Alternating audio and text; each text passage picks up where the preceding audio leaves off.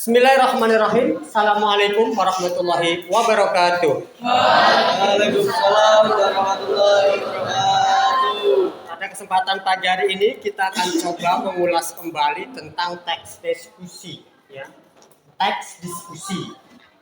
Karena sifat daripada teks diskusi itu melibatkan banyak audiens, melibatkan banyak peserta, maka di dalam pembahasan kali ini kita akan mencoba memperjelas kembali apa yang ada di dalam teks diskusi tersebut. Nah, kita tahu bahwa kita tidak mungkin diskusi tanpa melibatkan banyak orang. Kalau diskusinya sendiri atau berdua, itu namanya bukan diskusi, ngobrol. Karena melibatkan banyak orang, maka dalam konteks teks diskusi memunculkan beberapa istilah. Pertama ada istilah audiensi, lalu kemudian juga memunculkan istilah gagasan, ada istilah-istilah sarana persuasif, dan kosakata serta kohesi. Kita akan coba bahas satu persatu apa itu audiensi. Ingat bahwa diskusi itu melibatkan banyak orang, tidak dua, tidak tiga orang. Karena hasil daripada diskusi adalah kesepakatan. Hasil dari diskusi adalah kesimpulan. Ya, karena di dalam diskusi banyak mengeluarkan gagasan-gagasan, usulan-usulan yang harus disimpulkan, yang harus diselesaikan. Nah, dalam konteks ini ada istilah pengertian audiensi. Apa itu audiensi? Audiensi dalam konteks buku bahasa Indonesia yang kita pelajari dalam konteks teks diskusi adalah bahasa yang kamu gunakan dapat meyakinkan pembaca atau pendapat. Jadi karena diskusi kita harus bisa mengeluarkan pendapat-pendapat kita. Gagasan kita diterima atau tidak, ya. Walaupun kadang banyak orang diskusi ketika ditanya ada yang mengusul tidak, ada yang beri masukan tidak, kadang diam aja. Tapi ketika diskusinya bubar, baru ngomongnya di belakang. Itu tidak boleh, ya. Diskusi semuanya harus diselesaikan di dalam forum, tidak boleh diselesaikan di belakang atau setelah selesai. Ya, agar apa? Agar informasinya semua mengetahui. Karena konteksnya diskusi. Ada gagasan.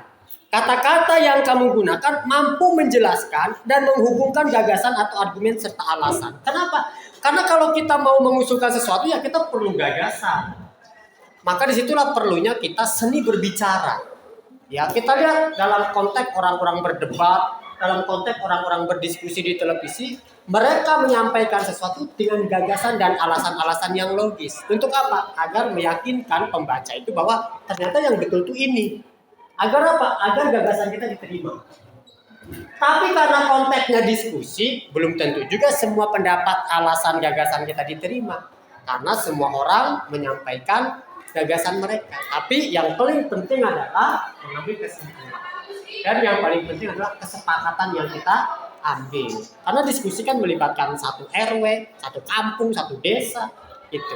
Lalu ada namanya sarana persuasif. Apakah jelas gambaran posisi pendapat penulis dan mencoba meyakinkan pembaca atau pendengar. Ingat ya, kalau kita bicara tentang persuasif, artinya kita bicara tentang paragraf persuasif itu adalah mengajak, mempengaruhi.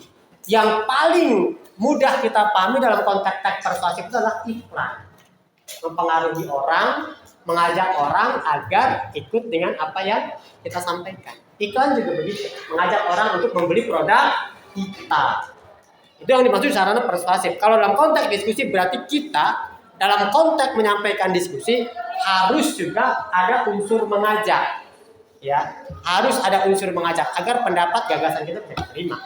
Dan ada kosakata. Setiap gagasan yang kita sampaikan, usulan, saran yang kita sampaikan itu harus memenuhi kosakata yang baik. Agar apa? Pemahaman audiens, pemahaman peserta bisa juga memahami dengan apa yang kita sampaikan. Kalau bahasanya belibet, kosakatanya susah dipahami, ya orang mungkin tidak akan mau. Ngomong apa sih dia? Nggak jelas, ngomongnya muter-muter kayak begitu. Jadi harus seefektif mungkin kalau kita berbicara sehingga orang dengan mudah memahami apa yang kita sampaikan. Lalu terakhir adalah kohesi. Apakah kamu menggunakan dengan tepat kata rujukan, kata ganti, konjungsi, dan kata hubung dalam kalimat dan paragraf. Ada kohesi, ada koherensi. Itu adanya dalam paragraf. Kalau kohesi, di sini maknanya adalah kata ganti, konjungsi, dan kata hubung dalam kalimat dan paragraf.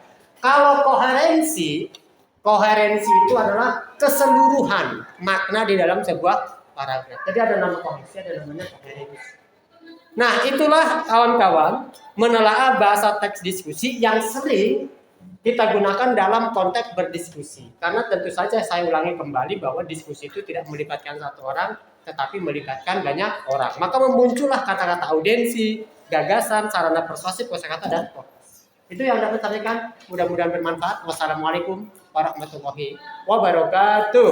Waalaikumsalam warahmatullahi wabarakatuh.